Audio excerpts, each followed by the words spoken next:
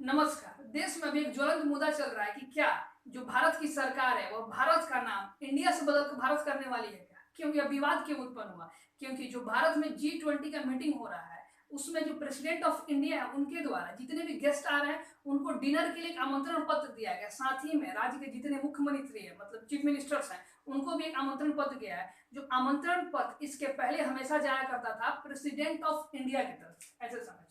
इसके पहले जो आमंत्रण पत्र जाता था वो उस पर लिखा होता था प्रेसिडेंट ऑफ इंडिया, बट इस बार जो गया है उसमें क्या लिखा गया है? President of Bharat. इसी तरह देश के प्राइम मिनिस्टर इंडोनेशिया के जकार्ता में हो रहे एशियान सम्मेलन में गए हैं तो वहां उनको जो संबोधन मिला है वह प्राइम मिनिस्टर ऑफ भारत की तरफ से मिला है। बट इसके पहले जनरल ट्रम्प में क्या होता था, हमेशा जो उनका आमंत्रण मिलता था या फिर जो संबोधन किया जाता था वो प्राइम मिनिस्टर ऑफ भारत के तौर पर किया जाता था। तो आइए यह समझने की कोशिश करते हैं कि क्या भारत की सरकार इस नाम को बदल कर मतलब इंडिया को टोटली संविधान से हटा सकती है क्या? क्या भारत सरकार ऐसा कर सकती है और इसके पीछे क्या क्या तर्क हो सकते हैं, क्या क्या सरकार के समक्ष कठिनाइयां आएंगी, उसको समझने की कोशिश करते तो इसके पहले थोड़ा सा अभ्यास समझिए। देखिए, जिस समय हम अपना संविधान बन रहा था और संविधान को अपनाया जा रहा था उस समय संविधान में भी यह डिबेट शुरू हुआ था कि देश का नाम क्या रखा जाए, क्या इसे हिंदुस्तान बुलाया जाए या फिर भारत बुलाया जाए फिर इंडिया बुलाया जाए। तो काफी सारे डिस्कशन के बाद यह कंक्लूजन निकला कि जो भारत है अपना देश उसको दो नामों से बुलाया जाए, एक भारत और एक इंडिया। इसी आधार पे हमारा जो संविधान का आर्टिकल 1 है, article 1 of the Indian constitution क्या कहता है? India that is Bharat shall be a union of states, meaning इस लाइन का ध्यान दीजिए, इंडिया दैट इज भारत। मतलब यह हुआ कि हमारे संविधान निर्माता भी देश को दो नाम दे गए। आप चाहे भारत सरकार चाहे भारत के लोग चाहे जिस नाम को चाहे उस नाम को संबोधित कर सकते हैं, जिसमें पहला जो नाम है वह है इंडिया और दूसरा नाम है भारत। मतलब यह देश के लोगों और सरकार पे पूरी तरीके से फ्री है कि आप जिस नाम को चाहे उस नाम को यूज कर सकते हैं, यह फ्री है। इसी तरह देखिए आर्टिकल जो 52 है भारत संविधान का, आर्टिकल जो 52 है यह कहता है कि there shall be a president of India, there shall be a president of India. इस शब्द पे ध्यान दीजिए, यहां भी दो शब्द ध्यान दीजिए। इसी तरह जो आपके संविधान का आर्टिकल 76 है यह क्या कहता है कि attorney general of India, attorney general of India. मतलब यह हुआ कि संविधान में जितने भी कॉन्स्टिट्यूशनल जो पोस्ट है, जो ऑफिस है, उसका जो नाम है मेनली जो है इंडिया के नाम से संबोधित किया है। और मैं आपको इससे कई आर्टिकल एग्जांपल दे सकता हूं जिसमें भारत की जगह पे इंडिया शब्द का यूज किया गया।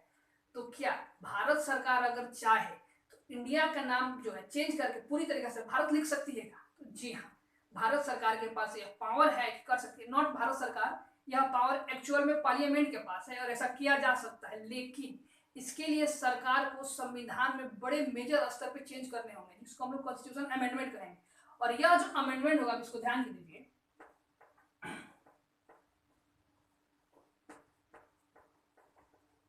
यह जो भारत सरकार संविधान में अमेंडमेंट करेगी वो किस आर्टिकल के तहत अमेंडमेंट कर सकती है?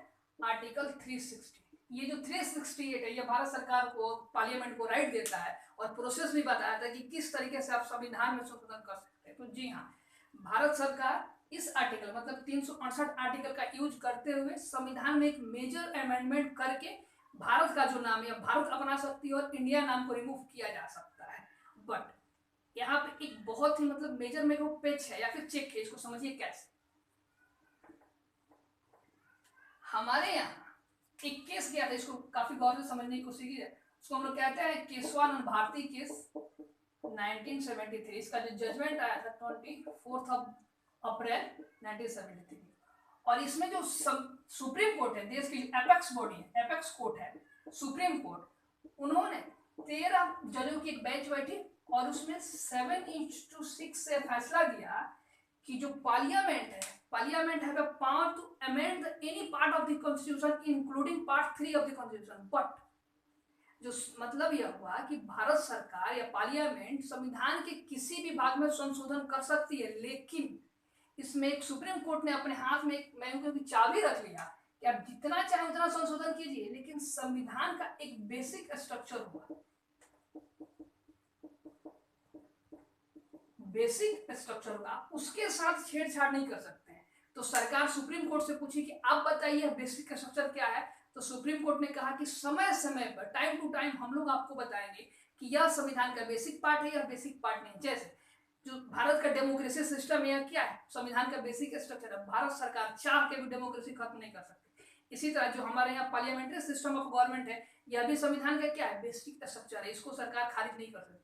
इसी तरह independence of judiciary is a basic part of Indian constitution. मतलब कि जो न्यायपालिका की स्वतंत्रता है उसको सरकार चाह के उसमें संशोधन नहीं कर सकती। देखिए भारत सरकार ने 99 कॉन्स्टिट्यूशन अमेंडमेंट करके एनजेक लाई हुई थी और सुप्रीम कोर्ट ने इसको फोर्थ मेजर केस में कहते हुए खारिज कर दिया कि यह जो है बेसिक स्ट्रक्चर क्या है, संविधान का उल्लंघन है, यानी आप ऐसा नहीं कर सकते। मीनिंग यह हुआ कि अगर भारत सरकार संविधान में मेजर अमेंडमेंट कर देती और कर भी सकती है, क्योंकि भारत सरकार के पास अभी काफी सारे बहुमत हैं संसद में, अमेंडमेंट करके जो इंडिया नाम है, अगर भारत सरकार अमेंडमेंट करके ये जो इंडिया नाम है इसको पूरी तरीके से अगर संविधान से रिमूव कर देती है तो हाँ कर सकती है। बट कहते हैं कि now the ball in the court of supreme court. ये जो बॉल है अब चल जाएगा सुप्रीम कोर्ट के हाथ में और सुप्रीम कोर्ट चेक करेगी कि whether this amendment is valid और not. If this amendments are not valid they can be nullified by the Supreme Court of India और सरकार की पूरी मेहनत क्या हो जाएगी, बेकार हो जाएगी। मतलब यह हुआ कि भारत सरकार अगर ऐसा करती है तो सुप्रीम कोर्ट पे डिपेंड करेगा कि इस जजमेंट को माना जाए कि नहीं माना जाए। लेकिन मैं आपको बताऊं, इसको आप समझिए सुप्रीम कोर्ट का रुख क्या है।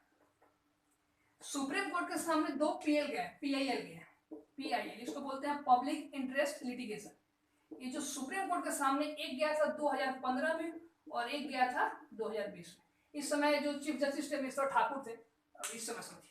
तो इन दोनों पीआईएल में सुप्रीम कोर्ट ने केवल इतना कहा कि देखिए मेरे पास यह राइट नहीं कि मैं आपको बताऊं कि कौन सा नाम यूज करो, बट देश के लोगों के ऊपर यह डिपेंड करता है कि आप जो नाम चाहे यूज कर सकते हैं और ये भारत सरकार चेंज करेगी तो कर सकती है। उसके बाद हम लोग जांच करेंगे कि यह सही है कि गलत है। लेकिन सुप्रीम कोर्ट दोनों में वजह से शॉर्ट में यह कहा कि दोनों देश का नाम ठीक है और यह लोगों पर डिपेंड करता है, सरकार पर डिपेंड करता है कि सरकार इसके साथ कैसे यूज करती है। इन सिंपल सब बातों को एक साथ लाते हुए मैं यही कहूंगा, वर्तमान में जो देश के लेजेंड एस जयशंकर में जो फॉरेस्ट मिनिस्टर एस जयशंकर है, उन्होंने अब इंटरव्यू में कह दिया है कि भारत सरकार का कोई नियत नहीं है कि हम लोग नाम चेंज करने जा रहे हैं, लेकिन हाँ हम लोग भारत नाम को प्रमोट करेंगे, नो डाउट। क्या भारत सरकार ऐसा कर सकती है? जी हाँ, भारत सरकार जिस नाम का चाहे उस नाम का, मतलब भारत या फिर इंडिया दोनों में किसी एक नाम को यूज कर सकती है, उस पर कोई रोक टोक नहीं होगा। लेकिन अगर चाहती है कि एक नाम को पूरी तरीका से रिमूव कर दे तो ये थोड़ी सी कठिनाई होगी।